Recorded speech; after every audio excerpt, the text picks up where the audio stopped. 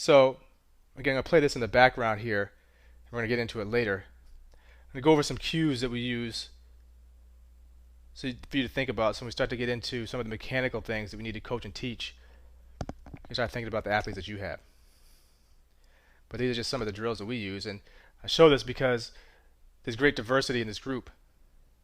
There's great diversity in this group. You have kids that are, some of the girls are on my relay team that were second in New England's.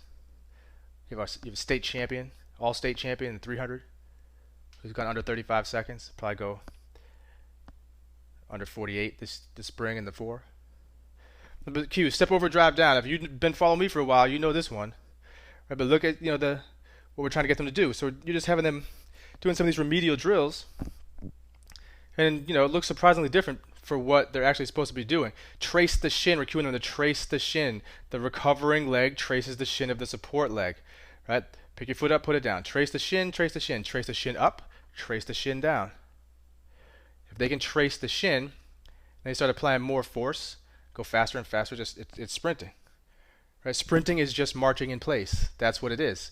Right? If you just do this, now you do it faster and faster and apply more force, that's sprinting. But you can see, like, this one most uncoordinated girls I've ever had in my life. Look at her. Look at her. It's a mess. Great kid. Fell down shuffling one day. Run through knee-high water. I don't know why. For some reason, my kids, at least last year, liked this one. Pretend like you're running through knee-high water. If you run through knee-high water, you better pull your foot up out of the water, or you're just going to drag your foot behind you, probably fall in the water. Run through tall grass. Same thing. Same principle, right? If you don't live near the water, you probably run through tall grass. I live near the ocean. Everybody goes to the water. Clear the knee spike. Clear the spike. Pretend like there's a spike. Pretend like there's a spike coming out of the inside of your knee.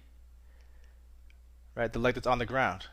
The recovering leg, you got to step over the spike. If you don't step over the spike, you don't clear the spike, your toe, your instep's going to hit it, you're going to fall down, break your face. Embarrass yourself in front of everybody. Clear the knee spike or clear the spike.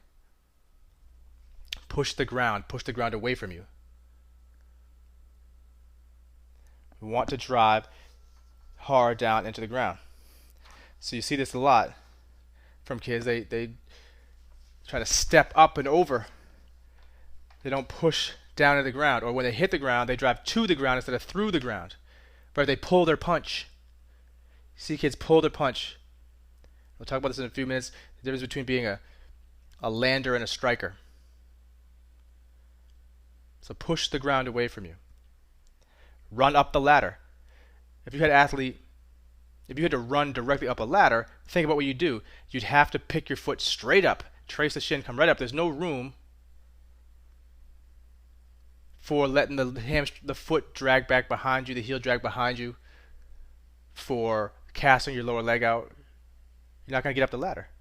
And then you're going to push all the way up because you've got to push down hard enough to clear the rung to get your hip up high enough so you can get to the next rung. Run up the ladder. Bounce like a dolphin, or jump like a dolphin, or swim like a dolphin. Right? If you picture dolphins in the water, bouncing up through the water, out of the water, back up and down. Right? That's what we want to see from the hips when they run. Right? You want to see that nice sinusoidal curve. You're not going to use sinusoidal curve with high school kids. It's going to give you the stink face. Stop trying to sound smart. Bounce like a dolphin. So I want you to think, bounce. Think about your hips. Feel your hips. Push up. Push your hips up.